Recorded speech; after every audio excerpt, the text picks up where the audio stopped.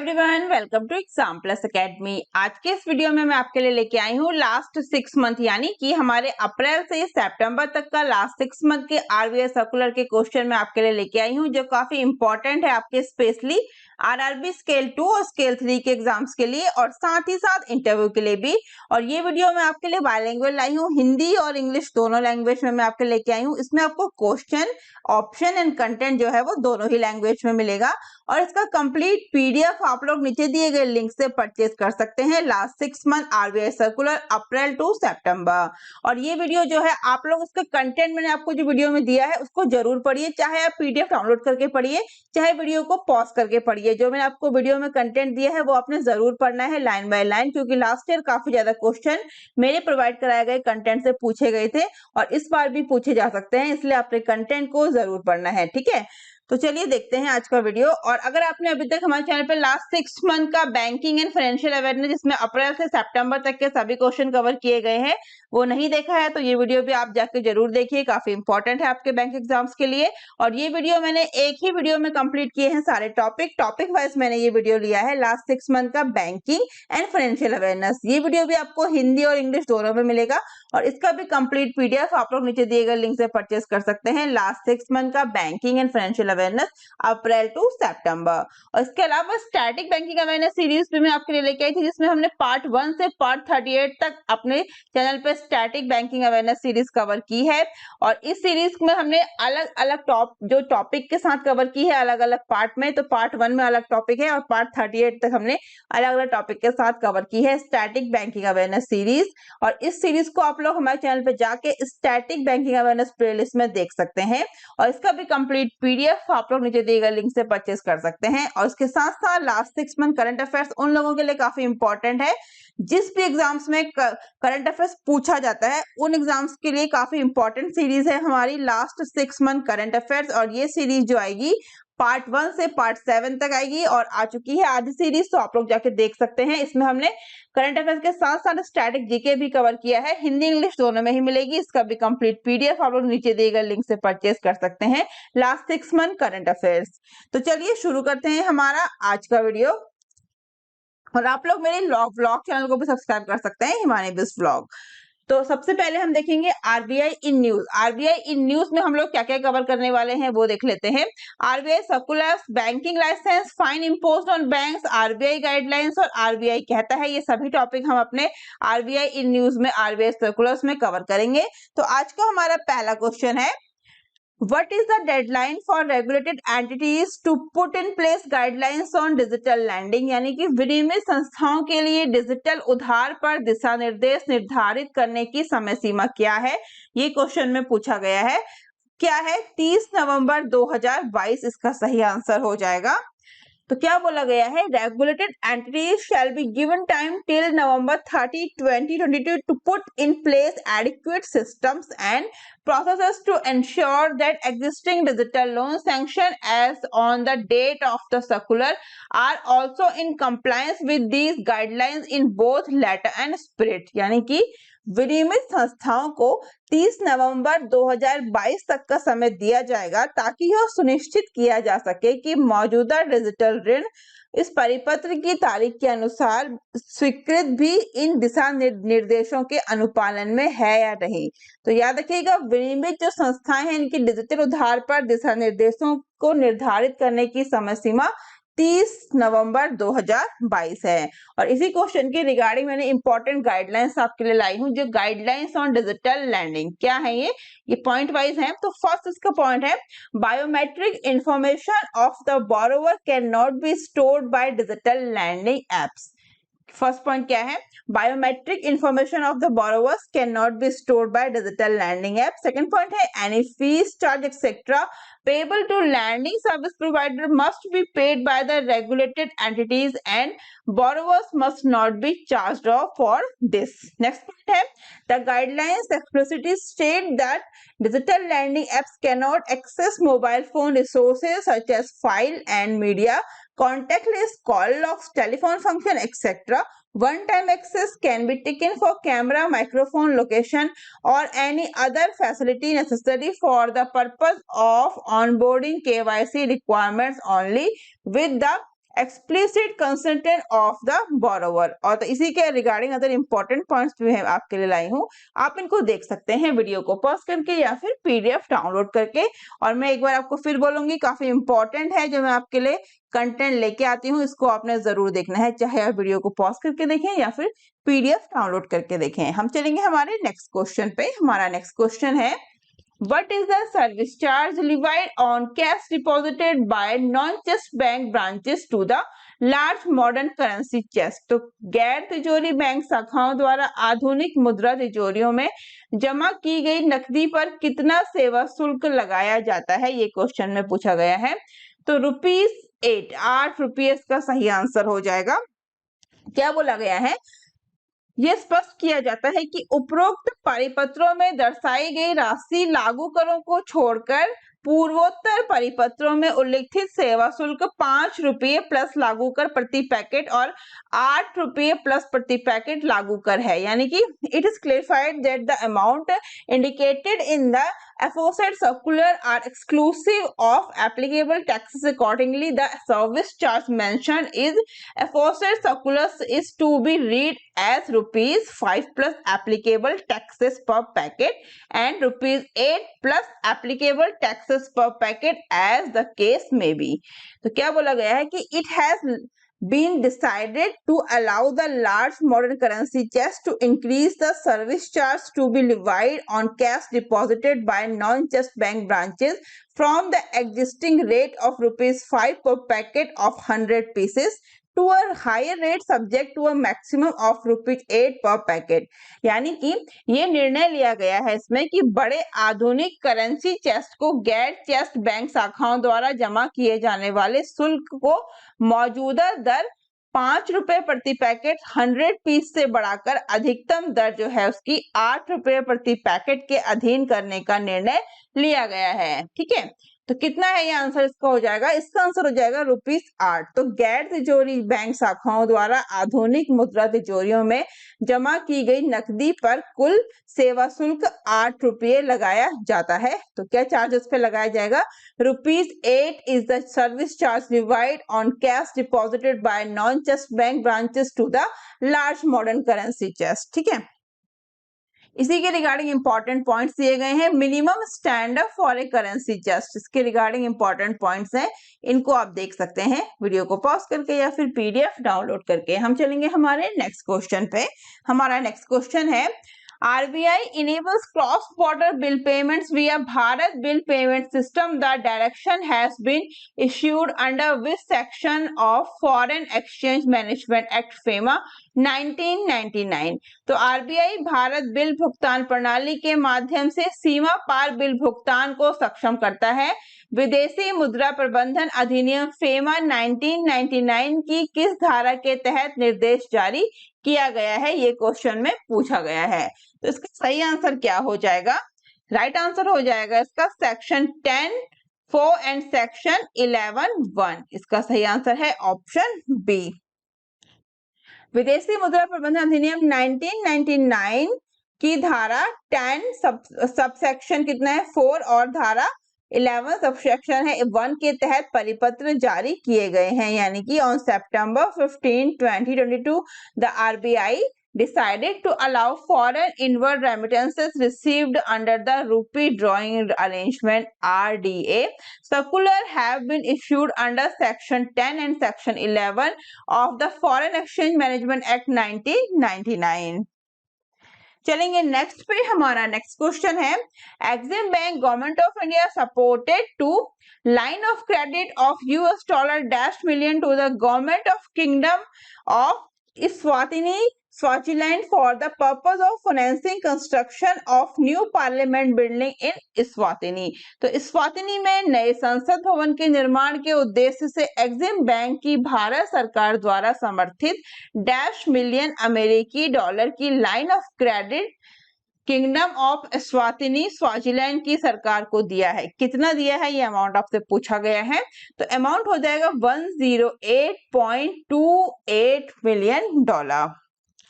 Export Import Bank of India यानी कि Exim Bank has entered into an agreement with the government of the Kingdom of Eswatini, Swaziland for making available to the latter government of India supported line of credit of 108280000 of US dollar यानी कि कितना हो जाएगा ये 108,280,000 US dollar for the purpose of the financing the project for construction of new parliament building in Eswatini.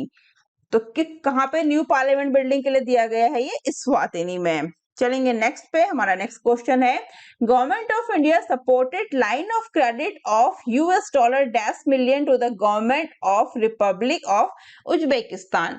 तो Uzbekistan गणराज्य की सरकार को भारत सरकार द्वारा समर्थित $1 million अमेरिकी डॉलर की ऋण सहायता कितनी $448 million is the right answer of this question. Government of India supported line of credit of $448 million US dollar यानी कि $448 million US dollar for the purpose of financing the social infrastructure and other development projects। तो भारत सरकार ने सामाजिक बुनियादी ढांचे और अन्य विकास परियोजनाओं के वित्त पोषण के उद्देश्य से 448 मिलियन अमेरिकी डॉलर केवल 448 मिलियन अमेरिकी डॉलर की लाइन ऑफ क्रेडिट का समर्थन किया है। चलेंगे नेक्स्ट पे, हमारा नेक्स्ट क्वेश्चन है Under which section of the Banking Regulation Act 1949 RBI has revised the branch authorization policy in left-wing extremism affected districts? तो बैंकिंग विनियमन अधिनियम 1949 की किस धारा के तहत आरबीआई ने वामपंथी उग्रवाद प्रभावित जिलों में शाखा प्राधिकरण नीति को संशोधित किया है? तो वो किया है सेक्शन 23। राइट आंसर इसका हो जाएगा section 23। The government of India has further reduce the list of LWE affected districts to 70. The banks are advised to follow the revised list। यानी कि भारत सरकार ने वामपंथी उग्रवाद प्रभावित जिले की सूची को और कम कर 70 कर दिया है। बैंकों को संशोधित सूची का पालन करने की सलाह दी जाती है। चलेंगे नेक्स्ट पे, हमारा नेक्स्ट क्वेश्चन है RBI circular outsourcing of financial services responsibility of regulated entities employing recovery agents shall not apply to which of the following। यानी कि RBI परिपत्र वित्तीय सेवाओं की आउटसोर्सिंग वसूली एजेंटों को नियुक्त करने वाली विनियमित संस्थाओं की जिम्मेदारी निम्नलिखित में से किस पर लागू नहीं होगी? तो किस पर लागू नहीं होगी ये पूछा गया है, तो वो micro finance loans is the right answer of this question. Micro finance loans support shall not apply to microfinance loans covered under Master Direction RBI Regulatory Framework for Microfinance Loans Directions 2022 dated March 14, 2022। यानी कि 14 मार्च 2022 के master direction RBI micro finance ऋणों के लिए नियामक ढांचा निर्देश 2022 के तहत कवर किए गए माइक्रो फाइनेंस ऋणों पर परिपत्र लागू नहीं होगा। किस पर नहीं होगा पूछा गया है, तो वो माइक्रो फाइनेंस लोन्स पर। ठीक है, इसी क्वेश्चन के रिगार्डिंग इंपॉर्टेंट पॉइंट आपको हिंदी इंग्लिश दोनों में दिया गया है, ये आपने जरूर देखना है वीडियो को पॉज करके या फिर पीडीएफ डाउनलोड करके। हम चलेंगे हमारे नेक्स्ट क्वेश्चन पे। हमारा नेक्स्ट क्वेश्चन है RBI has advised the bank to specially monitor the credit flow to minorities in how many districts. तो आरबीआई ने बैंकों को कितने जिलों में अल्पसंख्यकों को ऋण प्रवाह की विशेष निगरानी करने की सलाह दी है? तो कितने डिस्ट्रिक्ट में दी है? 121 is the right answer.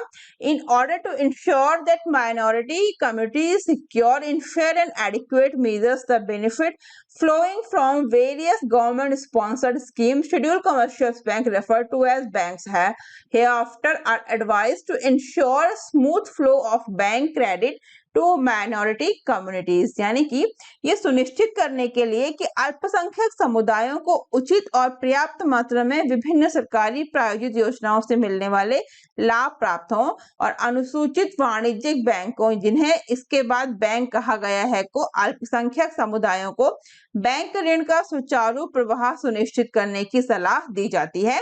Government of India has forwarded a list of 121 minority concentration district having at least 25% minority population excluding those state UTs where minorities are in majority, Jammu and Kashmir, Punjab, Meghalaya, Mizoram, Nagaland and Lakshadweep. यानी कि भारत सरकार ने उन राज्यों और केंद्र शासित प्रदेशों यानी कि जम्मू कश्मीर, मेघालय, पंजाब, मिजोरम, नागालैंड और लक्षद्वीप को छोड़कर कम से कम 25% अल्पसंख्यक आबादी वाले 121 अल्पसंख्यक बहुल जिलों की सूची भेजी है।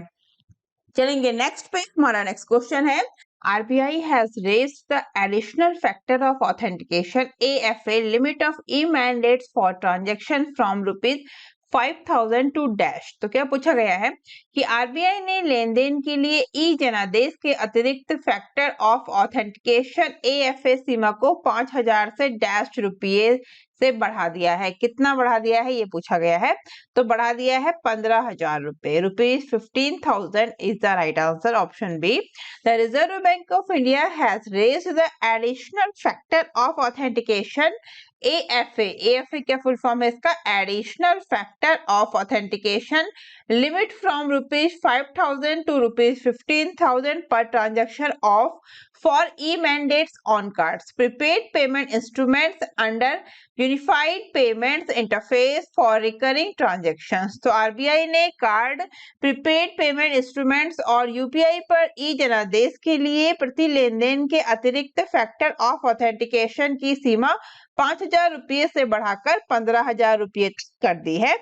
It implies additional authentication will not be need for payment up to ₹50,000 per transaction। यानी कि इसका ये मतलब है कि प्रति लेन देन 15,000 रुपये के भुगतान के लिए एडिशनल फैक्टर ऑफ ऑथेंटिकेशन की आवश्यकता नहीं होगी। नेक्स्ट पे चलेंगे, हमारा नेक्स्ट क्वेश्चन है fraud registry will be released by which of the following. तो फ्रॉड रजिस्ट्री, धोखाधड़ी रजिस्ट्री जो है निम्नलिखित में से किसके द्वारा जारी की जाएगी ये पूछा गया है। तो राइट आंसर हो जाएगा reserve Bank of India, RBI is the right answer of this question. To help it keep repeat offenders out of the banking system, the Reserve Bank of India is developing fraud registry blacklist। बार बार अपराधियों को banking प्रणाली से बाहर रखने में मदद करने के लिए आरबीआई एक धोखाधड़ी रजिस्ट्री ब्लैकलिस्ट विकसित कर रहा है। According to Executive Director Anil Kumar Sharma, the fraud registry would record data such as IP addresses and phone numbers frequently used to commit fraud। यानी कि कार्यकारी निदेशक अनिल कुमार शर्मा के अनुसार धोखाधड़ी रजिस्ट्री आईपी पते और धोखाधड़ी करने के लिए अक्सर इस्तेमाल किए जाने वाले फोन नंबर जैसे डेटा रिकॉर्ड करेगी। नेक्स्ट पे चलेंगे, नेक्स्ट क्वेश्चन है what is total number of bank accounts open under PM Jan Dhan योजना स्कीम ऑफ 24 अगस्त 2022। यानी कि 24 अगस्त 2022 तक पीएम जनधन योजना PMJDY योजना के तहत खोले गए बैंक खातों की कुल संख्या कितनी है, तो वो है 46.40 करोड़। राइट आंसर हो जाएगा ऑप्शन डी। तो प्रधानमंत्री जनधन योजना has completed 8 years and has achieved its major goals during this period। PM Jandan Yojana is the flagship financial inclusion program that was started by Prime Minister Narendra Modi and was launched on 28 अगस्त 2014। तो 2014 28 अगस्त 2014 को launch की गई थी प्रधानमंत्री जनधन योजना और इस साल इसने अपना 8 साल कंप्लीट किए हैं, यानी कि 28 अगस्त 2022 को। तो प्रधानमंत्री जनधन योजना ने 8 साल पूरे किए हैं और इस अवधि के दौरान अपने प्रमुख लक्ष्यों को हासिल किया है। प्रधानमंत्री जनधन योजना एक प्रमुख वित्तीय समावेशन कार्यक्रम है जिसे प्रधानमंत्री नरेंद्र मोदी द्वारा शुरू किया गया था और 28 अगस्त 2014 को लॉन्च किया गया था। और ये आप डेटा देख सकते हैं, ये मैंने PMJDY ने की प्रधानमंत्री जनधन योजना जो है वेबसाइट, उस वेबसाइट पे जाके देखा है। इस डेटा को आप देख सकते हैं, ये मैंने 24 अगस्त तक का लिया है। अगर आपसे 8 साल का पूछा जाएगा तो 28 अगस्त का भी जो डेटा है वो अप्रॉक्स यही होगा। ठीक है, आप इसको देख सकते हैं। हम चलेंगे हमारे नेक्स्ट क्वेश्चन पे। हमारा नेक्स्ट क्वेश्चन है RBI has set the deadline for card tokenization to dash। तो RBI ने कार्ड टोकनाइजेशन की समय सीमा डैश निर्धारित की है, वो की है 30 सितंबर। राइट आंसर क्या हो जाएगा इसका? 30 सितंबर की है रिजर्व बैंक ऑफ इंडिया ने। 30 सितंबर 2022, यहाँ पे 2022 मेंशन नहीं है, तो 30 सितंबर 2022। ठीक है। In a circular issued, the RBI instructed all parties aside from card network and card issuer to delete all previously stored card on file data by 30 सितंबर 2022। तो जारी एक सर्कुलर में आरबीआई ने सभी पक्षों को कार्ड नेटवर्क और कार्ड जारी करने वालों को छोड़कर 30 सितंबर 2022 तक सभी पहले से संग्रहित कार्ड ऑन फाइल डेटा को हटाने का निर्देश दिया है। The RBI has granted the respite in order to facilitate a smooth transition to a different payment system. In addition, the merchant and its PA involved in the online transaction may keep the data for a maximum of T+4 days or unit the settlement data, whichever comes first aside from the card issuer and the card network। तो आपको बता दें कि card tokenization प्रणाली के तहत बैंकों को यह डेटा ट्रांजैक्शन के तुरंत बाद डिलीट करना पड़ जाता है। एक्वायरिंग बैंक उन्हें कहा जाता है जो दुकानदार के खाते में ग्राहक की ओर से पैसा जमा करते हैं। तो ये याद रखना है कि आरबीआई ने कार्ड टोकनाइजेशन की समय सीमा 30 सितंबर 2022 निर्धारित की है। चलेंगे नेक्स्ट पे। नेक्स्ट क्वेश्चन है हमारा, Which of the following has allowed invoicing and payments for international trade in Indian rupee in August 2022? तो निम्नलिखित में से किसने अगस्त 2022 में भारतीय रुपये में अंतर्राष्ट्रीय व्यापार के लिए चालान और भुगतान की अनुमति दी है? तो वो दी है रिजर्व बैंक ऑफ इंडिया ने। RBI is the right answer of this question. तो भगवत किसानराव Karad, the Union Minister of State for Finance, informed the Rajya Sabha that the Reserve Bank of India has permitted foreign trade invoices and payments to be made in the Indian rupee। तो क्या बोला गया है कि केंद्रीय वित्त राज्य मंत्री भगवत किसानराव कराड़ ने राज्यसभा को सूचित किया कि आरबीआई ने विदेशी व्यापार चालान और भुगतान भारतीय रुपये में करने की अनुमति दी है। By means of a circular titled International Trade Settlement in Indian Rupee that was published on July 11, 2022, the central bank has permitted payments for international trade in the Indian currency. तो भारतीय रुपये में अंतरराष्ट्रीय व्यापार निपटान शीर्षक वाले एक परिपत्र के माध्यम से जिसे 11 जुलाई 2022 को प्रकाशित किया गया था, केंद्रीय बैंक ने भारतीय मुद्रा में अंतरराष्ट्रीय व्यापार के लिए भुगतान की अनुमति दी है। तो याद रखना है कि 2022 अगस्त में भारतीय रुपये में अंतरराष्ट्रीय व्यापार के लिए चालान और भुगतान की अनुमति रिजर्व बैंक ऑफ इंडिया ने दी है। और अभी हमारे वर्तमान में करंट में हमारे union minister of state for finance हैं। क्या नाम है इनका? भागवत किसानराव कराड़। चलेंगे हम हमारे नेक्स्ट क्वेश्चन पे। हमारा नेक्स्ट क्वेश्चन है, According to survey by Ipsos India, which are 3 most trusted institution in the country? तो क्या पूछा गया है कि Ipsos इंडिया के एक सर्वेक्षण के अनुसार देश के कितने सबसे भरोसेमंद संस्थान कौन से हैं? तो देश के 3 सबसे भरोसेमंद संस्थान पूछा गया है इस क्वेश्चन में। किसके अकॉर्डिंग पूछा गया है? तो इप्सोस के अकॉर्डिंग इंडिया के 3 सबसे भरोसेमंद यानी कि 3 मोस्ट ट्रस्टेड इंस्टीट्यूशंस कौन से हैं?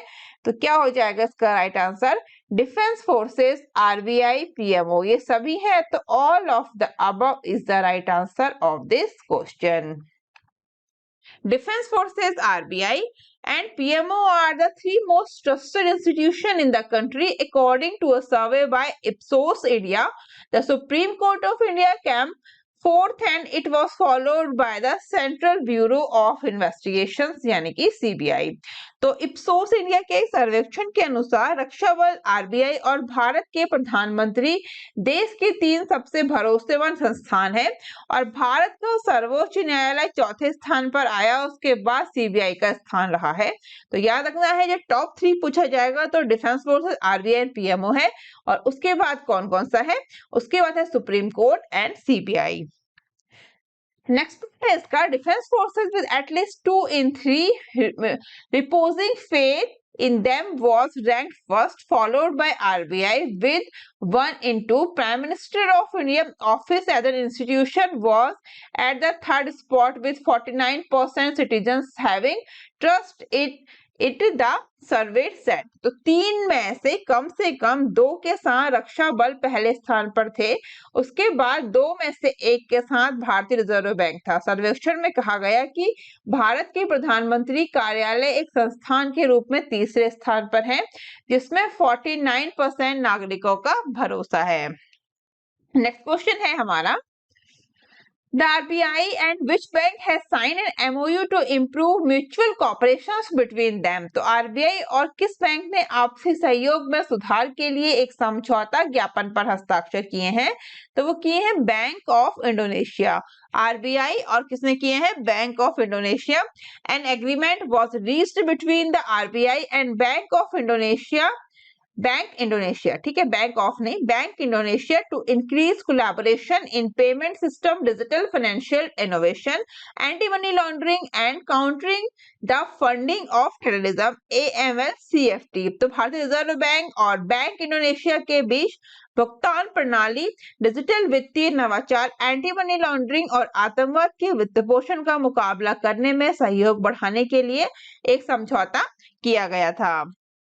On the sidelines of the G20 finance minister and central bank governors meeting in Bali, the two central bank agreed to a MOU to further their mutual cooperation। यानी कि बाली में G20 के वित्त मंत्रियों और सेंट्रल बैंक गवर्नर्स की बैठक के दौरान दोनों केंद्रीय बैंकों ने आपसी सहयोग को बढ़ाने के लिए समझौता ज्ञापन पर सहमति व्यक्त की है।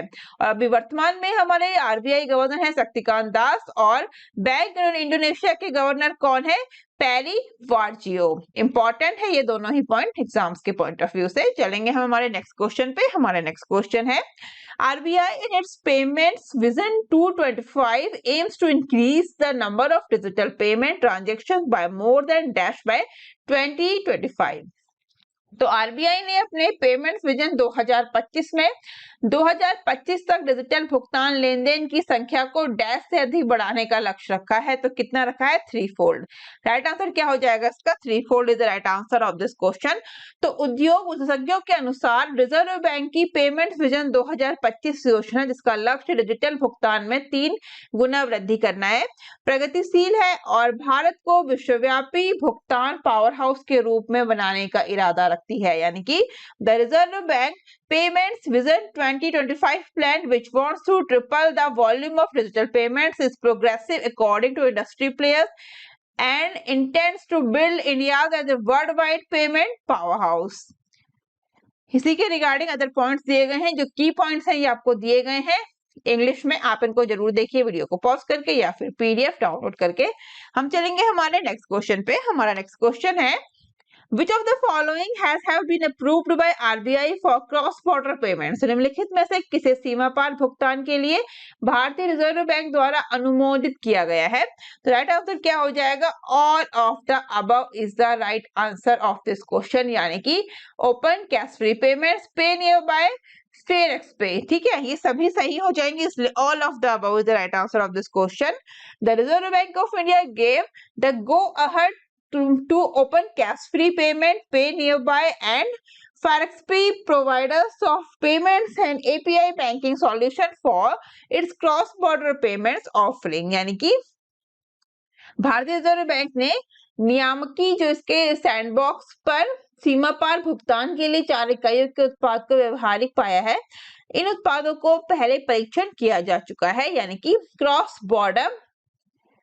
Cross-border payments are the focus of the RBI announcement about the second cohort released from the regulatory sandbox. The Reserve Bank chose 4 of the 8 entities that were a part of the test phase। इसी के regarding other important points दिए गए हैं, आप देख सकते हैं। हम चलेंगे हमारे नेक्स्ट क्वेश्चन पे। हमारा नेक्स्ट क्वेश्चन है, Reserve Bank of India's banknote survey of consumers finding has revealed that rupees dash was the most preferred banknote।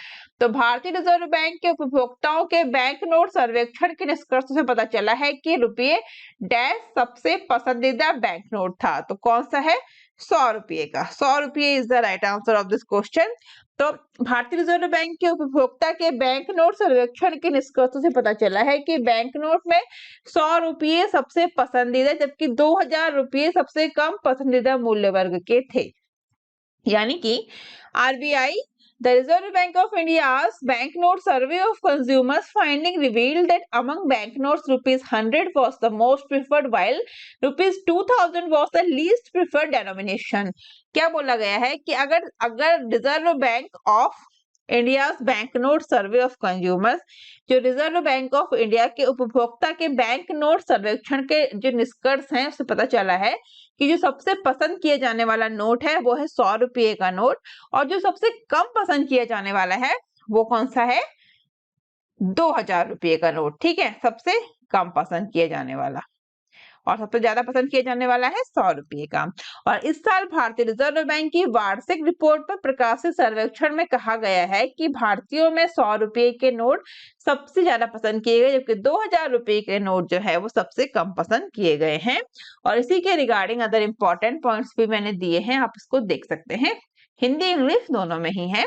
हम चलेंगे हमारे नेक्स्ट क्वेश्चन पे। हमारा नेक्स्ट क्वेश्चन है, as per the RBI guidelines, banks may allow qualified jewelers to remit advance payments for how many days for the import of gold through IIBEX in compliance to the Extend Foreign Trade Policy and Regulation issued under IFSC Act। यानी कि RBI के दिशा निर्देशों के अनुसार bank योग्य jewellers को IFSC अधिनियम के तहत जारी मौजूदा विदेश व्यापार नीति और विनियमों के अनुपालन में IIBX के माध्यम से सोने के आयात के लिए कितने दिनों के लिए अग्रिम भुगतान भेजने की अनुमति दे सकते हैं? राइट आंसर क्या हो जाएगा इसका? 11 days is the right answer of this question. 11 days is the right answer. भारतीय रिजर्व बैंक ने योग्य ज्वेलर्स को India international bullion exchange IFSC limited या किसी अन्य एक्सचेंज के माध्यम से सोना आयात करने की अनुमति देने के लिए नए दिशा निर्देशों की घोषणा की है। The RBI has announced new guidelines to permit qualified jewelers to import gold through the India International Bullion Exchange IFSC Limited or any other exchange। इसी के रिगार्डिंग अदर इंपॉर्टेंट पॉइंट्स हैं हिंदी इंग्लिश दोनों में, आप देख सकते हैं। हम चलेंगे हमारे नेक्स्ट क्वेश्चन पे। हमारा नेक्स्ट क्वेश्चन है, according to the RBI, the public sector banks have reported over a 51% dip in the amount involved in fraud to rupees dash during the financial year ended March 2022। तो RBI के अनुसार सार्वजनिक क्षेत्र के बैंकों ने मार्च 2022 को समाप्त वित्तीय वर्ष के दौरान धोखाधड़ी में शामिल राशि में 51% से अधिक की गिरावट के साथ डैश की सूचना दी है। तो राइट आंसर क्या हो जाएगा इसका? 40,295 करोड़ रुपीस। तो कितना है? 40,295 करोड़ रुपये इसका सही आंसर हो जाएगा। तो भारतीय रिजर्व बैंक ने कहा कि सार्वजनिक क्षेत्र के बैंकों ने वित्तीय वर्ष 2022 के दौरान धोखाधड़ी में शामिल राशि में 51% की गिरावट के साथ 40,295.25 करोड़ रुपए की गिरावट दर्ज की है। The RBI has said that public sector banks reported over a 51% fall in the amount involved in fraud to rupees 40,295.25 crore during the financial year 2022। इसी के रिगार्डिंग अदर इंपॉर्टेंट पॉइंट्स दिए गए हैं आपको हिंदी इंग्लिश दोनों में ही, बहुत इंपॉर्टेंट है, आप इनको जरूर देखिए, वीडियो को पॉज करके देखिए या फिर PDF डाउनलोड करके देखिए। और मैं आपको हर वीडियो में बोलती हूँ कि ये पॉइंट्स आपने जरूर पढ़ने और इनको लाइन बाय लाइन पढ़ना है, क्योंकि जो आपको कंटेंट में प्रोवाइड कराती हूँ ये काफी इंपॉर्टेंट है एग्जाम्स के पॉइंट ऑफ व्यू से। इससे क्वेश्चन जरूर आते हैं और आगे भी पूछे जाएंगे, जो प्रीवियस बैंक एग्जाम्स हुए हैं उनमें भी पूछे गए हैं। बात कर लेते हैं RBI की। तो founded 1 April 1935, headquarter Mumbai Maharashtra, governor है शक्तिकांत दास और डेप्यूटी गवर्नर हैं महेश कुमार जैन, MD पात्रा, M राजेश्वर और T रविशंकर। 4 डेप्यूटी गवर्नर है रिजर्व बैंक ऑफ इंडिया के और एक गवर्नर है शक्तिकांत दास। हम चलेंगे हमारे नेक्स्ट क्वेश्चन पे। हमारा नेक्स्ट क्वेश्चन है, Reserve Bank of India board has approved a dividend payment of rupees dash to the center for the fiscal year 2022। भारतीय रिजर्व बैंक के बोर्ड ने वित्तीय वर्ष 2022 के लिए केंद्र को डैश रुपए के लाभांश भुगतान को मंजूरी दी है। राइट आंसर हो जाएगा 30,307 करोड़ रुपए। राइट आंसर क्या हो जाएगा? 30,307 करोड़ रुपए। तो आरबीआई ने फाइनेंशियल ईयर 2022 के लिए केंद्र को 30,307 करोड़ रुपए के लाभांश भुगतान को मंजूरी दी है। RBI approved rupees 30,307 crore dividend payment to Center for Financial Year 2022। RBI के बोर्ड ने केंद्र को 30,307 करोड़ रुपए के लाभांश भुगतान को वित्तीय वर्ष 2021-22 के लिए मंजूरी दी है। RBI board has approved a dividend payment of rupees 30,307 crore to the Center for the Fiscal Year 2022। इसी के रिगार्डिंग अदर इंपॉर्टेंट पॉइंट्स आपको दिए गए हैं, आप देख सकते हैं। एग्जाम्स के पॉइंट ऑफ व्यू से काफी इंपॉर्टेंट है। हम चलेंगे हमारे नेक्स्ट क्वेश्चन पे। हमारा नेक्स्ट क्वेश्चन है, RBI has decided to create a straightforward 4-tier regulatory framework for dash. तो आरबीआई ने डैश के लिए एक सीधा 4-स्तरीय नियामक ढांचा बनाने का निर्णय लिया है। किसके लिए है वो? Urban cooperative banks is the right answer of this question. क्या बोला गया है इसमें? In order to improve the financial soundness of the urban cooperative banks (UCBs), the RBI has decided to create a straightforward 4-tier regulatory framework. A panel of experts led by former RBI Deputy Governor N.S. Viswanathan had presented a number of suggestions for improving UCBs, यानी कि शहरी सहकारी बैंकों की वित्तीय सुदृढ़ता में सुधार के लिए आरबीआई ने शहरी सहकारी बैंकों को मजबूत करने के लिए विभेदित नियामक नुस्खे के साथ एक सरल 4-स्तरीय नियामक ढांचा अपनाने का फैसला किया है। किसने किया है ये फैसला? रिजर्व बैंक ऑफ इंडिया ने। इसी के रिगार्डिंग अदर पॉइंट्स आप देख सकते हैं। हम चलेंगे हमारे नेक्स्ट क्वेश्चन पे। हमारा नेक्स्ट क्वेश्चन है, What is the deadline set by RBI for banks to implement lockable cassette swap in all their ATMs? तो यानी कि बैंकों को अपने सभी एटीएम में लॉक करने योग्य कैसेट स्वैप लागू करने के लिए आरबीआई द्वारा निर्धारित समय सीमा क्या है? तो क्या है? 31 March 2023, 31st March 2023 is the right answer of this question, option A. तो भारतीय रिजर्व बैंक ने बैंकों को अपने एटीएम में लॉक करने योग्य कैसेट का उपयोग करने की समय सीमा 31 मार्च 2023 तक बढ़ा दी है, जिसे नकद पुनःपूर्ति के दौरान एक वर्ष तक स्वैप किया जा सकता है। यानी कि the Reserve Bank of India has delayed the deadline for banks to use lockable cassettes in the ATM that can be swapped during cash replacement by air till 31 March 2023। Other points भी इसके देख सकते हैं आप, Hindi English दोनों में ही है। वीडियो को पॉज करके या फिर पीडीएफ डाउनलोड करके हम चलेंगे हमारे नेक्स्ट क्वेश्चन पे। हमारा नेक्स्ट क्वेश्चन है, According to RBI data, all of India house price index rose by dash year on year in the first quarter of 22-23। तो आरबीआई के आंकड़ों के अनुसार 2022-23 की पहली तिमाही में Akhil Bharatiya house price index साल दर साल डैश बढ़ा है। तो बढ़ा है 3.5% is the right answer of this question. तो भारतीय रिजर्व बैंक द्वारा सार्वजनिक की गई जानकारी के अनुसार 2022-23 की पहली तिमाही के दौरान Akhil Bharatiya house price index में साल दर साल 3.5% की वृद्धि हुई है। जनवरी और मार्च के बीच एचपीआई में 1.8% की वृद्धि हुई और 2021-22 के अप्रैल और जून के बीच 2% की वृद्धि हुई है। The all India house price index increased by 3.5% year over year during the first quarter of 22-23, according to information made public by the Reserve Bank of India. The HPI increased by 1.8% between January and March and by 2% between April and June of 21-22।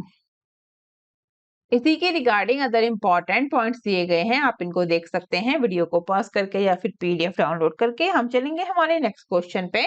हमारा next question है, the financial inclusion index of RBI in March 2022 was recorded at dash.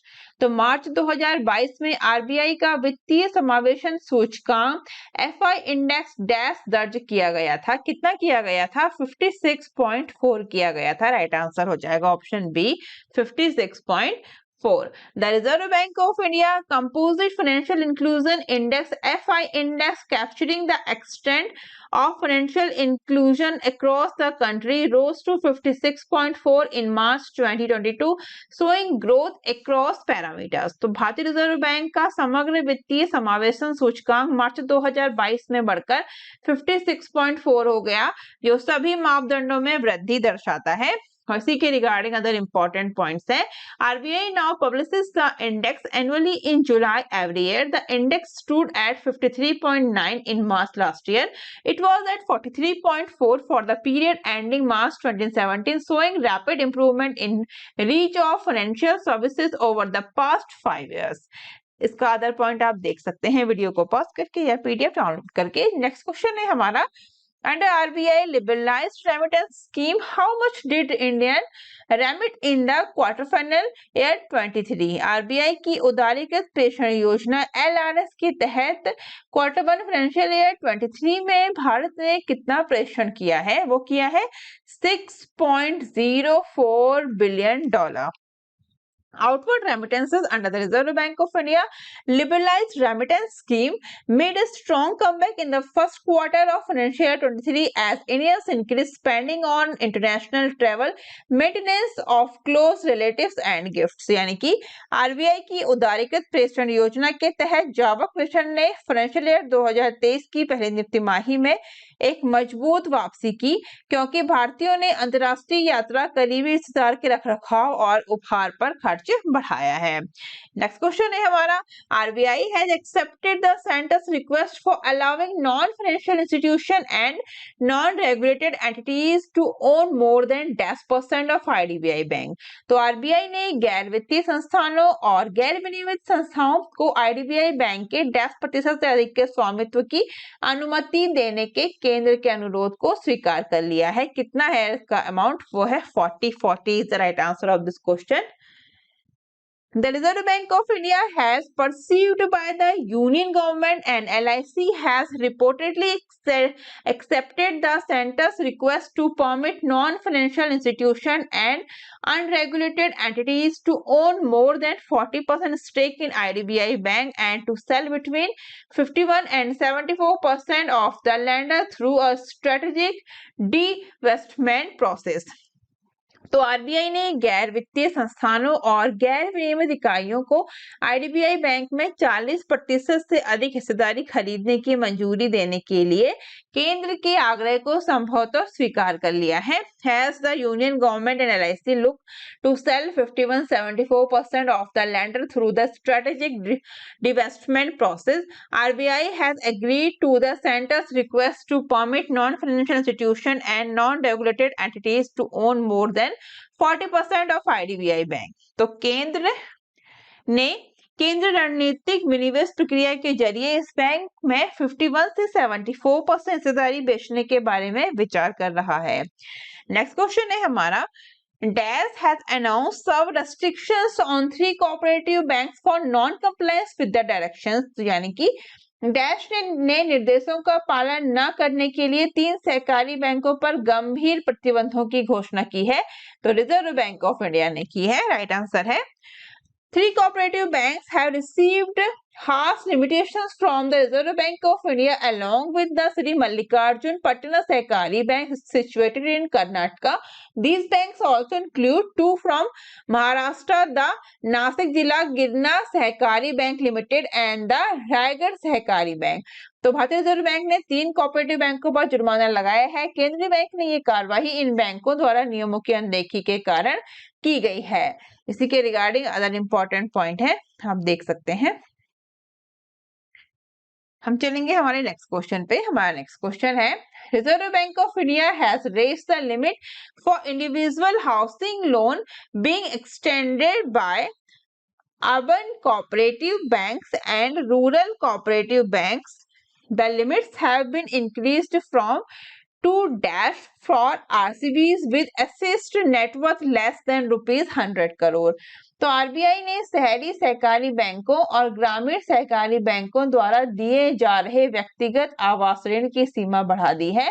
100 crore रुपए से कम मूल्य के आरसीवी के लिए सीमा को dash से बढ़ा दिया गया है। कितना से? ₹50 लाख से 50 लाख से बढ़ा दिया गया है। आरबीआई ने पिछली बार सीमा को संशोधित करने के बाद से आवास की कीमतों में वृद्धि और ग्राहकों की जरूरतों को ध्यान में रखते हुए सहकारी बैंकों में व्यक्तिगत आवास ऋण पर मौजूदा सीमा को बढ़ाने का निर्णय लिया है। RBI has decided to increase the existing limit on individual housing loans provided by cooperative bank, taking into account the rise in housing prices since the limits were last revised and considering customer needs for larger loans. इसी के regarding other important point आपको दिए गए हैं Hindi English दोनों में ही, आप देख सकते हैं। हम चलेंगे हमारे नेक्स्ट क्वेश्चन पे। हमारा नेक्स्ट क्वेश्चन है The Reserve Bank of India has reduced the minimum net worth requirement for non-bank Bharat bill payment operating units from ₹100 crore to dash। तो आरबीआई ने गैर बैंक भारत बिल भुगतान परिचालन इकाइयों के लिए न्यूनतम नेटवर्थ आवश्यकता को 100 करोड़ रुपए से घटाकर डैश कर दिया है। कितना कर दिया है? ₹25 करोड़, 25 करोड़ रुपए कर दिया है। तो आरबीआई ने गैर बैंक संस्थाओं के लिए भारत बिल भुगतान परिचालन इकाइयों को स्थापित करने के लिए मानदंडों को आसान बना दिया है, जिससे इस खंड में अधिक खिलाड़ियों को प्रोत्साहित करने की दृष्टि से निबल मूल्य की आवश्यकता को घटाकर 25 करोड़ रुपए कर दिया गया है। यानी कि The RBI has eased norms for non-bank entities to set up Bharat bill payment operating units by reducing the net worth requirements to ₹25 crore with a view to encouraging more players in the segment. इसी के regarding other important points हैं, ये content important है। Bharat bill भुगतान प्रणाली यानी कि BBPS bill भुगतान के लिए एक इंटरऑपरेबल प्लेटफॉर्म है और बीबीपीएस का दायरा और कवरेज उन सभी श्रेणियों के बिलर्स तक है जो आवर्ती बिल बढ़ाते हैं और बीबीपीएस के उपयोगकर्ता एक मानकीकृत बिल भुगतान अनुभव, एक केंद्रीकृत ग्राहक शिकायत निवारण तंत्र और एक निर्धारित ग्राहक सुविधा शुल्क जैसे लाभों का आनंद लेते हैं। यानी कि BBPS Bharat Bill Payment System is an interoperable platform for bill payments and the scope and coverage of BBPS extend to all categories of billers who raise recurring bills. Users of BBPS enjoy benefits like a standardized bill payment experience, a centralized customer grievance redressal mechanism and a prescribed customer convenience fee. अब चलेंगे हमारे next पे। हमारा next question है RBI has urged all banks to give the option of which one to the consumers at their ATMs. तो RBI ने सभी बैंकों से उपभोक्ताओं को अपने एटीएम पर कौन सा विकल्प देने का आग्रह किया है? वो किया है ICCW। ICCW is the right answer of this question. RBI ने सभी बैंकों से उपभोक्ताओं को अपने एटीएम पर इंटरऑपरेबल कार्डलेस कैश विड्रॉ का विकल्प देने का आग्रह किया है। What is the full form of ICCW? तो इसका फुल फॉर्म है इंटरऑपरेबल कार्डलेस कैश विड्रॉ। तो all banks have been asked by the Reserve Bank of India to offer consumers the option of ICCW interoperable cardless cash withdrawal at their ATMs। इसी के regarding other important point है, आप देख सकते हैं। हम चलेंगे हमारे नेक्स्ट क्वेश्चन पे। हमारा नेक्स्ट क्वेश्चन है how many member group has been constituted by RBI to examine customer service standards. तो ग्राहक सेवा मानकों की जांच के लिए आरबीआई ने कितने सदस्यीय समूह का गठन किया है? तो वो किया है 6। राइट आंसर हो जाएगा ऑप्शन सी 6। तो भारतीय रिजर्व बैंक ने ग्राहकों के हितों की रक्षा के लक्ष्य के साथ विनियमित फर्मों में ग्राहक सेवाओं का आकलन और समीक्षा करने के लिए 6 सदस्यीय समिति की स्थापना की है और बैंकिंग नियामक के बयान के अनुसार समिति ग्राहक सेवा मानकों की पर्याप्त की भी जांच करेगी और ग्राहक सेवा में सुधार के लिए सिफारिशें प्रदान करेगी। 6 सदस्यीय समिति ग्राहक सेवा नियमों की प्रभावशीलता का भी आकलन करेगी और सुधार के लिए सिफारिशें भी करेगी। यानी कि the RBI established a 6-member committee to assess and review customer services in regulated firms with the goal of safeguarding customers' interests. The committee will also examine the adequacy of customer service standards and provide recommendation to improve customer service according to a statement from the banking regulator. The 6-member committee will also assess the effectiveness of customer service regulation and make recommendation for improvements. इसी के regarding other important points हैं, आप देख सकते हैं। इन points को Hindi English दोनों में है। हम चलेंगे हमारे नेक्स्ट क्वेश्चन पे। हमारा नेक्स्ट क्वेश्चन है, RBI has imposed a penalty of rupees 59 lakh on KEB Hana Bank for non-compliance with the certain norms related to dash। यानी कि RBI ने KEB Hana Bank पर डैश से संबंधित कुछ मानदंडों का पालन न करने पर 59 लाख रुपए का जुर्माना लगाया है। वो लगाया है interest rate and deposits is the right answer of this question. तो भारतीय रिजर्व बैंक ने कोरियन बैंक केएबी हाना बैंक पर जमा पर ब्याज दर से संबंधित कुछ नियमों का पालन न करने पर 59 लाख रुपए का जुर्माना लगाया है। Reserve Bank of India has imposed a penalty of rupees 59 lakh on the Korean bank KEB Hana Bank for non-compliance with the certain norms related to interest rate on deposits। इसी के रिगार्डिंग अदर इंपॉर्टेंट पॉइंट है, Hindi English दोनों में ही, इनको आप देख सकते हैं। हम चलेंगे हमारे नेक्स्ट क्वेश्चन पे। हमारा नेक्स्ट क्वेश्चन है, RBI has amended norms for banks to claim the amount of interest subvention which is provided to farmers under the short-term crop loan scheme through the KCC Kisan Credit Card. In order to provide short-term crop loans up to rupees 3 lakh to farmers at an interest rate of 7% per annum, the government offer interest subvention of 10% annually to banks।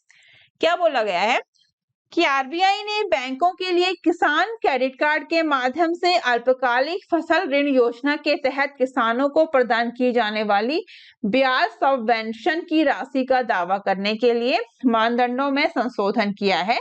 किसानों को 7% प्रतिवर्ष की ब्याज दर पर 3 लाख रुपए तक का अल्पकालिक फसली ऋण प्रदान करने के लिए सरकार बैंकों को 10% वार्षिक ब्याज सबवेंशन प्रदान करती है। कितना करती है? 2%। 2% वार्षिक सबवेंशन प्रदान करती है गवर्नमेंट। ठीक है, कुछ इंपॉर्टेंट पॉइंट है इसके, वो देख लेते हैं। RBI modified norms for banks and short term crop loan scheme under KCC, यानी कि आरबीआई ने केसीसी के तहत अल्पकालिक फसल ऋण योजना पर बैंकों के लिए संशोधित मानदंड। ठीक है, नेक्स्ट पॉइंट है, the RBI has amended norm for banks to claim the amount of interest subvention which is provided to farmers under the short term crop loan scheme through Kisan credit card. तो भारतीय reserve bank ने बैंकों के लिए किसान credit card के माध्यम से अल्पकालिक फसल ऋण योजना के तहत किसानों को प्रदान की जाने वाली ब्याज सबवेंशन की राशि का दावा करने के लिए मानदंडों में संशोधन किया है। इसी के रिगार्डिंग अदर इंपॉर्टेंट पॉइंट आप देख सकते हैं और आरबीआई के रिगार्डिंग इंपॉर्टेंट इंफॉर्मेशन में को दी है जो एग्जाम्स के लिए काफी इंपॉर्टेंट है। हम चलेंगे हमारे नेक्स्ट क्वेश्चन पे। हमारा नेक्स्ट क्वेश्चन है, According to the Reserve Bank of India, bank have reported a total fraud of how many crore. ये क्वेश्चन में पूछा गया है कि भारतीय रिजर्व बैंक के अनुसार बैंकों ने कुल कितने करोड़ रुपए की धोखाधड़ी की सूचना दी है।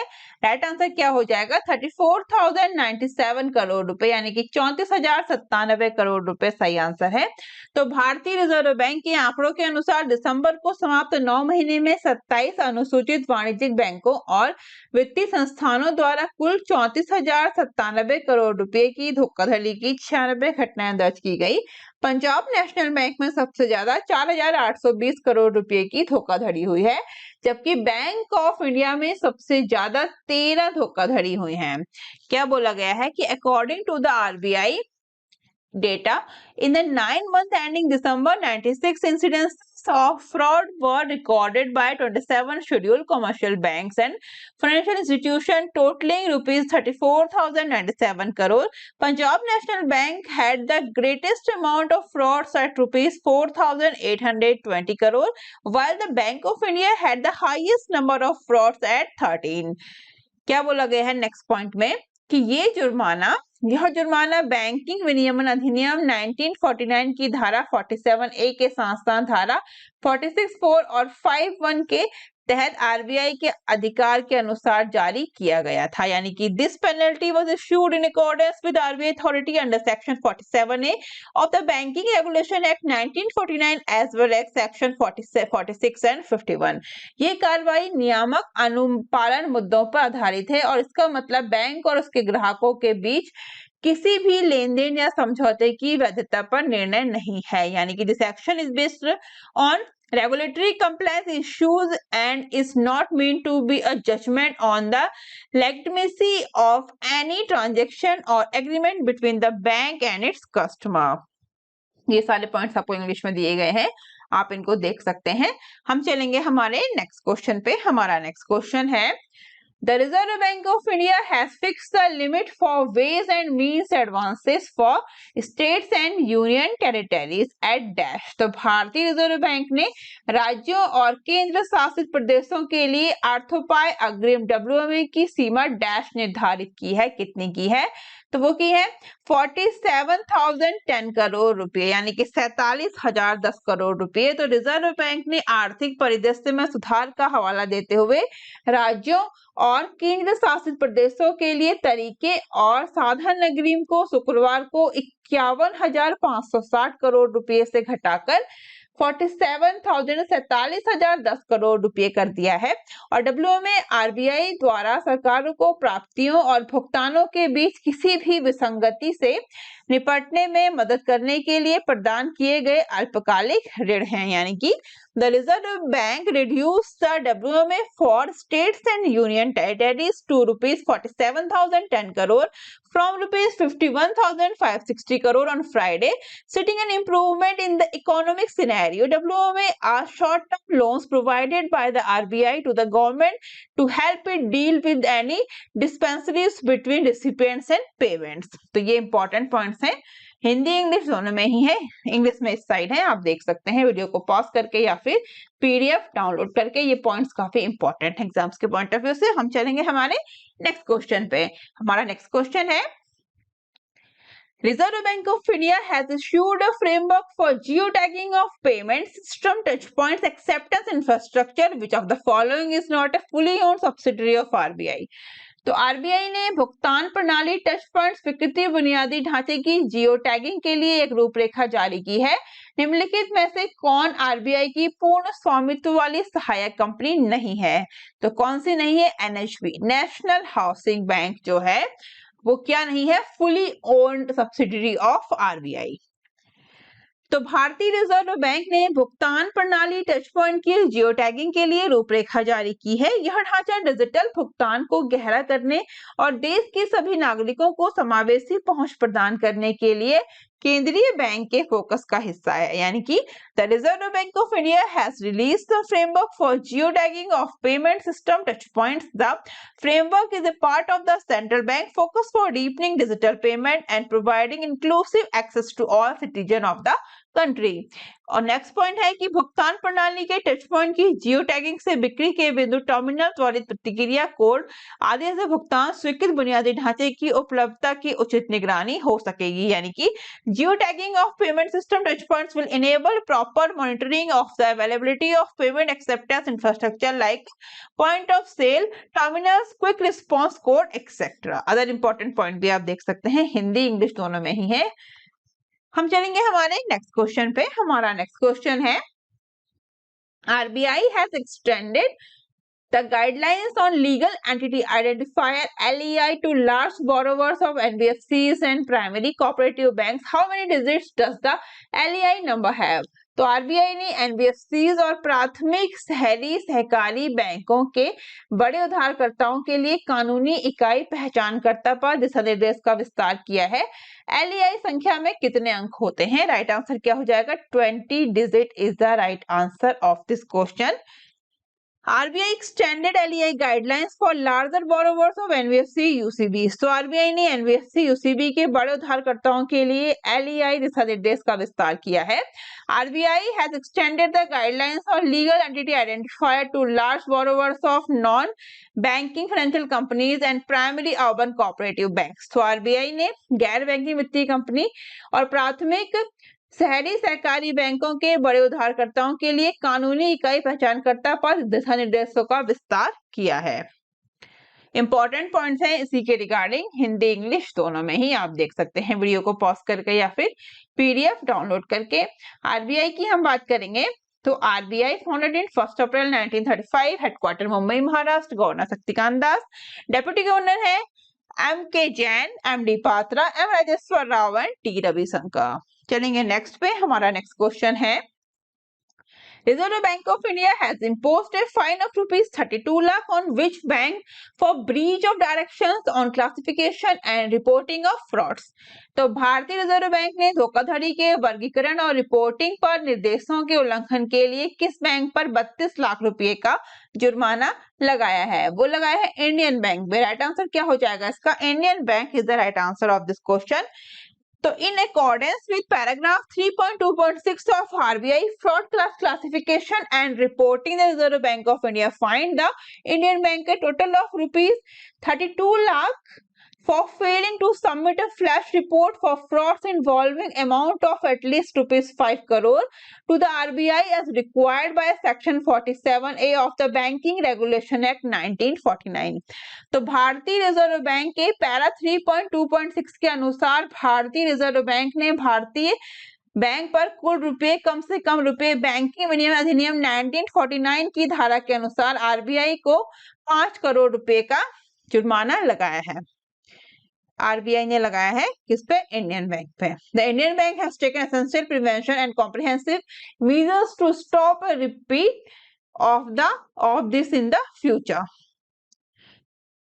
चलेंगे हमारे नेक्स्ट क्वेश्चन पे। हमारा नेक्स्ट क्वेश्चन है Reserve Bank of India has imposed a fine of ₹1.67 crore on dash for non compliance with certain provision related to prepaid payment instruments PPI.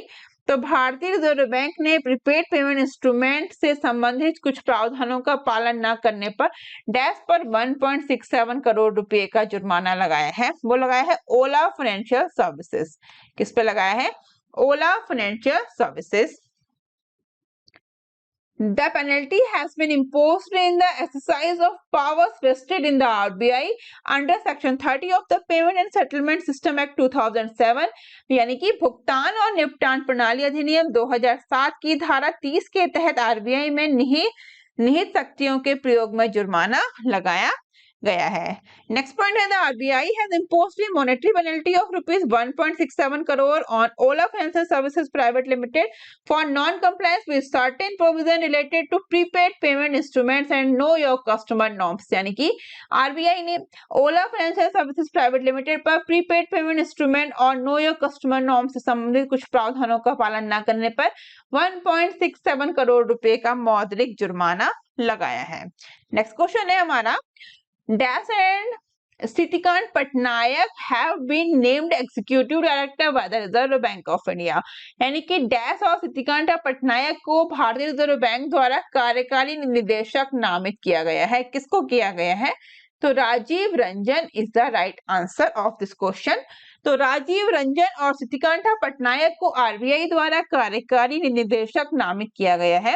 Rajiv Ranjan कार्यकारी निदेशक के रूप में नियुक्त होने से पहले मौद्रिक नीति विभाग के प्रभारी सलाहकार और मौद्रिक नीति समिति के सचिव थे। यानी कि Rajiv Ranjan and Sitikant Patnaik have been named as executive directors by the RBI. Rajiv Ranjan was advisor in charge of the Monetary Policy Department, secretary to the Monetary Policy Committee before being appointed to Executive Director। इसी के regarding other important point आपको दिया गया है, आप इसको देख सकते हैं। हम चलेंगे हमारे नेक्स्ट क्वेश्चन पे। हमारा नेक्स्ट क्वेश्चन है Reserve Bank of India has recently imposed a monetary penalty of ₹1.12 crore on which of the following bank for non-compliance pertains to certain directions issued under the Know Your Customer Directions of 2016। तो भारतीय reserve bank ने हाल ही में निम्नलिखित में से किस bank पर 2016 के अपने ग्राहक को जानिए केवाईसी दिशा निर्देश के तहत जारी कुछ निर्देशों का अनुपालन नहीं करने के लिए 1.12 करोड़ रुपए का मौद्रिक जुर्माना लगाया है? तो किस पे लगाया है? Bank of Maharashtra is the right answer of this question.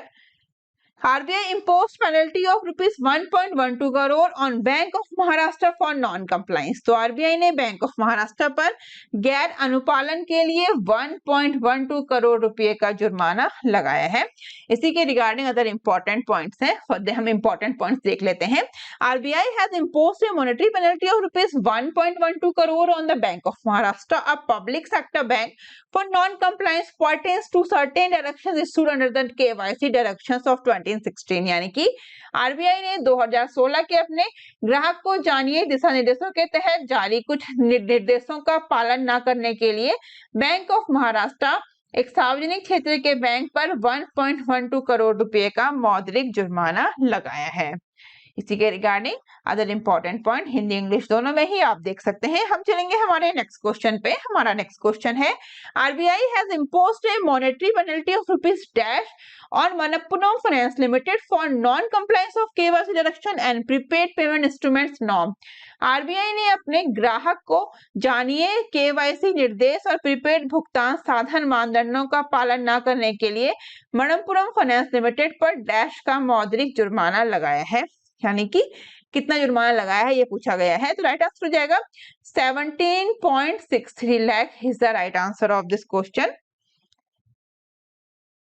The RBI has imposed a monetary penalty of rupees 17.63 lakh on Manappuram Finance Limited for non-compliance with certain provisions of the Master Direction on Issuance and Operations of Prepaid Payment Instruments dated October 11, 2017 and the Master Direction Know Your Customer Direction dated February 25, 2016। तो क्या बोला गया है इसमें? इस question में बोला गया है कि आरबीआई ने मनप्पुरम फाइनेंस लिमिटेड पर 11 अक्टूबर 2017 को प्रीपेड पेमेंट इंस्ट्रूमेंट जारी करने और संचालन पर मास्टर निर्देश के कुछ प्रावधानों का पालन न करने के लिए 17.63 लाख रुपए का मौद्रिक जुर्माना लगाया है। 28 फरवरी 2020 की स्थिति के अनुसार और मास्टर निर्देश अपने ग्राहक को जानी केवाईसी निर्देश दिनांक 25 फरवरी 2016 यानी कि 20 अप्रैल 2016 को अद्यतन किया गया। The penalty has been imposed in exercise of powers vested in RBI under section 30 of the payment and settlement system act 2007। भुगतान और निपटान प्रणाली अधिनियम 2007 की धारा 30 के तहत आरबीआई में निहित शक्तियों का प्रयोग करते हुए जुर्माना लगाया गया है। तो कुछ लिस्ट देख लेते हैं। List of banks who has been imposed penalty by RBI recently. Important होता है ये, जरूर देखिए इसको। RBI imposed rupees 1 crore penalty on Union Bank of India। RBI imposed a penalty of rupees 1.8 crore on PNB and rupees 30 lakh on ICICI Bank। RBI imposed monetary penalty of rupees 1 crore each on payment operators on MobiKwik and Spice Money। RBI imposed rupees 30 lakh penalty on Japan MUFG Bank। Next है RBI imposed penalty of rupees 93 lakh each on Axis and IDBI Bank। तो ये काफी important है exams के point of view से। चलेंगे हमारे next question पे। हमारा नेक्स्ट क्वेश्चन है, how many lakh rupees has been imposed by RBI on Axis Bank and IDBI Bank. तो आरबीआई ने एक्सिस बैंक और आईडीबीआई बैंक पर कितने लाख रुपए का जुर्माना लगाया है? तो वो लगाया है 93 लाख रुपए का। आरबीआई ने घोषणा की कि उसने आईडीबीआई बैंक और एक्सिस बैंक पर केवाईसी मानकों से जुड़े विभिन्न उल्लंघनों के लिए प्रत्येक पर 93 लाख रुपए का जुर्माना लगाया है। यानी कि the RBI announced that it has fined IDBI Bank and Axis Bank rupees 93 lakh each for a variety of infrastructure including those connected to KYC standards. तो दूसरी ओर आरबीआई ने कहा कि दंड नियामक अनुपालन मुद्दों पर आधारित है और इसका उद्देश्य अपने ग्राहकों के साथ किसी भी लेन देन या व्यवस्था की वैधता पर शासन करना नहीं है। यानी कि The RBI, on the other hand, stated that the penalties are based on regulatory compliances issued and are not intended to rule on the validity of any transaction or arrangement they have with their clients। इसी के regarding other important points आपको दिए गए हैं, आप इनको देख सकते हैं वीडियो को पॉज करके या पीडीएफ डाउनलोड करके। हम चलेंगे हमारे नेक्स्ट क्वेश्चन पे। हमारा नेक्स्ट क्वेश्चन है, recently RBI cancel the licence of rupee cooperative bank limited, where is the headquarter of the bank located. तो हाल ही में आरबीआई ने रुपया सहकारी बैंक लिमिटेड का लाइसेंस रद्द कर दिया है। बैंक का मुख्यालय कहाँ स्थित है, ये क्वेश्चन में पूछा गया है। तो वो पुणे में है। राइट आंसर क्या हो जाएगा इसका? Pune is the right answer of this question. The RBI has cancelled the license of Pune-based Rupee Cooperative Bank Limited as the lender does not have adequate capital and earning prospects. However, the RBI said that in compliance to an order of the High Court of Bombay, its direction will become effective after 6 weeks. तो भारतीय reserve bank ने पुणे में स्थित रुपया सहकारी bank limited का licence रद्द कर दिया है क्योंकि ऋणदाता के पास पर्याप्त पूंजी और कमाई की संभावनाएं नहीं है। हालांकि आरबीआई ने कहा कि बॉम्बे हाई कोर्ट के एक आदेश के अनुपालन में उसका निर्देश 6 सप्ताह के बाद प्रभावी हो जाएगा। नेक्स्ट क्वेश्चन है हमारा, the Reserve Bank of India has cancelled the licence of millet cooperative bank limited based out dash. तो भारतीय रिजर्व बैंक ने डैश पर आधारित मिलेट कोऑपरेटिव बैंक लिमिटेड का लाइसेंस रद्द कर दिया है। राइट आंसर क्या हो जाएगा? Karnataka is the right answer of this question. RBI ने दावड़गेरे कर्नाटक को मिलेट कोऑपरेटिव बैंक लिमिटेड का लाइसेंस कैंसिल कर दिया है, जिसके परिणाम स्वरूप पूंजी की कमी हो गई। परिणाम स्वरूप दिन के अंत में बैंक का बैंकिंग कार्य समाप्त हो जाएगा। यानी कि millet cooperative bank limited Devagiri Karnataka had its license suspended by the RBI, resulting in a capital shortage. As a result, the bank's banking operations will come to end at the end of the day. Bank के पास पर्याप्त पूंजी और कमाई की संभावना नहीं है। परिणाम स्वरूप यह आरबीआई के अनुसार बैंकिंग विनियम अधिनियम 1949 की धारा 11 और 22 के साथ साथ अधिनियम की धारा 56 का उल्लंघन करता है। The bank lacks sufficient capital and earning potential. As a result, it's violated Section 11 and 22 of the Banking Regulation Act 1949 as well as Section 56 of the according to RBI. चलेंगे हमारे नेक्स्ट क्वेश्चन पे। हमारा next question है, Reserve bank has cancelled the license of which states Mudhol Cooperative Bank Limited, thus restricting it from repayment of deposits and acceptance of trust funds. तो reserve bank ने किस राज्य के Mudhol cooperative bank limited का licence रद्द कर दिया है?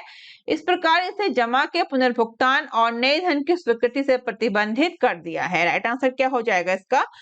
Karnataka is the right answer of this question. भारतीय रिजर्व बैंक ने दुमधोल कोऑपरेटिव बैंक लिमिटेड बागलकोट का लाइसेंस रद्द कर दिया है। इस प्रकार इससे जमा राशि के पुनर्भुगतान और नए धन की स्वीकृति से प्रतिबंधित कर दिया है। The Reserve Bank of India has cancelled the licence the Mudhol cooperative bank limited Bagalkot Karnataka, thus restricting it for repayment of deposits and acceptance of trust funds. तो आरबीआई ने लाइसेंस रद्द करने की घोषणा करते हुए कहा कि बैंक के पास पर्याप्त पूंजी और कमाई की संभावनाएं नहीं है। आरबीआई ने यह भी कहा कि बैंक अपनी वर्तमान वित्तीय स्थिति के साथ अपने वर्तमान जमाकर्ताओं को पूरा भुगतान करने में असमर्थ होगा। यानी कि the bank does not have adequate capital and earning prospects. The RBI said while announcing the cancellation of license. RBI also said that bank with its present financial position would be unable to pay its present deposits in full. इसी question के regarding मैंने आपको other important points दिए हैं, आप इन points को देख सकते हैं। हिंदी और इंग्लिश दोनों में ही है। Why did RBI take this step points हैं और आरबीआई ने ये कदम क्यों उठाया है।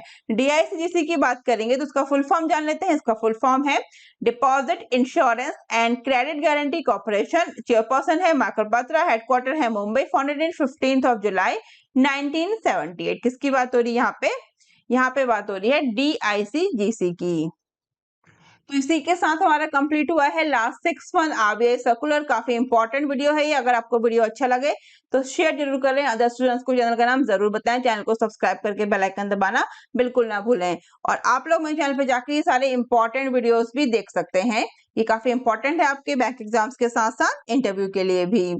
और आप लोग हमसे डिफरेंट सोशल मीडिया प्लेटफॉर्म पर जुड़ सकते हैं। इन सभी के लिंक मैंने आपको नीचे डिस्क्रिप्शन में दिए हैं। और अगर आप चैनल पर नए हैं तो सब्सक्राइब करके बेल आइकन जरूर दबाएं इंपॉर्टेंट वीडियोस के नोटिफिकेशन के लिए। तो आज के लिए बस इतना ही। जल्दी मिलते हैं हमारे नेक्स्ट वीडियो में। Thank you, thanks for watching.